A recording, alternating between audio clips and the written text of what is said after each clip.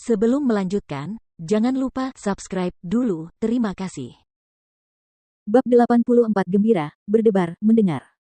Leng Xuang. Nyonya. Leng Xuang berjalan mendekat dari belakang. Lakukan perjalanan pulang, dan katakan pada saudaraku bahwa aku hanya akan kembali saat dia kembali ke tempat pemilihan kepala muda keluarga Guan dan minta dia untuk tidak terganggu dan fokus pada kultivasinya. Leng Hua akan tetap tinggal dan menemaninya dan kita semua bisa datang ke sini bersama-sama saat itu. Ya. Leng Xuang mengakuinya, tetapi kakinya tidak bergerak. Dia ragu sejenak sebelum bertanya, Nyonya, jika aku kembali, tidak akan ada seorang pun yang tinggal di sisimu untuk melindungimu. Mendengar itu, Feng Jiu tidak dapat menahan tawa dan mengangkat sebelah alisnya untuk menatap Leng Xuang dengan nada menggoda, kau benar-benar menganggap Nyonya sebagai orang lemah yang tidak berdaya dan membutuhkan seseorang untuk tetap berada di sisiku demi melindungiku. Tanpa menunggu jawabannya, Feng Jiu melambaikan tangannya dengan acuh tak acuh dan berkata, pergilah. Kamu tidak perlu mengkhawatirkanku di sini. Selama 3 hari dia berada di sini, dia telah memasuki ruang di cincin ruang untuk berlatih kultivasinya dan kekuatannya telah meningkat pesat. Namun, dia telah menyembunyikan kekuatan kultivasinya sehingga orang-orang tidak dapat mendeteksinya. Lagi pula, ketenarannya sebagai dokter hantu sekaligus peracik obat sudah sangat menarik perhatian dan jika orang-orang yang kekuatannya tumbuh begitu pesat setiap harinya, itu pasti akan membuat orang-orang merasa terancam. Selain itu, dia juga memiliki binatang suci kuno bersamanya di dalam cincin spasial dan meskipun dia masih bayi, dia juga tidak boleh diabaikan. Leng Xuang pergi dan Feng Jiu berdiri dengan malas, mengambil langkah ringan dan cepat saat dia berjalan keluar dari bawah bangunan kecil di bawah pohon bunga persik. Dia mengenakan setelan merah lengkap dan tidak menyamar sebagai anak laki-laki. Rambutnya terurai menutupi punggungnya, diikat dengan pita sutra merah. Dia tidak mengenakan sepatu apapun dan gaun merahnya tidak menutupi kedua kakinya yang mungil dan indah. Ia melangkah pelan menyusuri jalan berkerikil halus yang berangin, kuku-kuku kakinya yang mungil dan menawan bercat merah mengintip dari balik gaun merahnya, dan tanpa menyadarinya, ia telah berjalan cukup jauh ketika tiba-tiba ia samar-samar mendengar alunan musik merdu dari sebuah sitar yang terdengar dari luar. Hah! Tatapannya sedikit berubah dan matanya berbinar karena terkejut.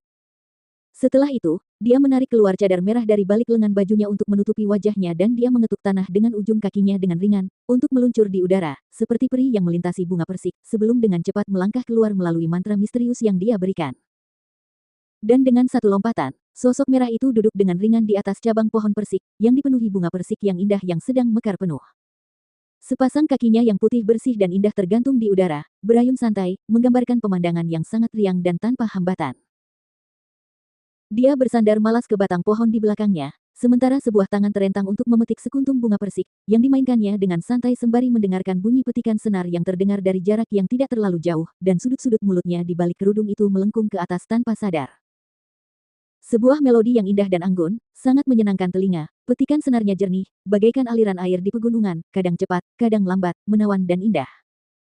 Sebuah karya klasik untuk sitar, dia tidak akan pernah berpikir akan ada di dunia mistis yang mempraktikkan kultivasi keabadian. Su Ruoyun, aku bahkan belum pergi mencarimu, mengapa kau selalu berlari untuk muncul di hadapanku? Feng Jiu bergumam pelan pada dirinya sendiri, sepasang matanya yang indah dan sedikit menyipit tiba-tiba berbinar, saat senyum aneh terpancar di dalamnya. Dia baru saja akan bangkit dan melompat ke depan ketika dia merasakan tatapan yang tidak bisa dia abaikan tertuju padanya. Dia memiringkan kepalanya sedikit sambil menyingkirkan bunga persik di depannya dan melihat. Dengan satu tatapan itu, matanya langsung dipenuhi dengan senyuman, berkilauan cemerlang, meluap dengan kegembiraan, seperti bintang-bintang yang berkelap-kelip di dalam, tiba-tiba terpesona tanpa ada yang tahu. Itu dia. Murong Yixuan menatapnya dengan bingung, matanya tiba-tiba menampakkan keterkejutan dan kegelisahan yang bahkan dia sendiri tidak menyadarinya. Ia menatap sosok berpakaian merah yang duduk di antara bunga persik yang tampak seperti peri, menatap sepasang kaki putih salju yang halus dan mungil yang tergantung riang di udara, melihat kepala kecil yang mengintip dari balik bunga persik yang mekar dan sepasang mata yang seolah berbicara kepadanya, dipenuhi dengan senyum yang begitu mempesona. Dia merasakan jantungnya berdebar dan meloncat-loncat, semacam kejutan yang diwarnai kegembiraan yang membuat jantungnya berdebar tak karuan di dalam dadanya. Perasaan itu perlahan menyebar ke seluruh tubuhnya, tidak mampu menarik diri saat dia tersesat di dalam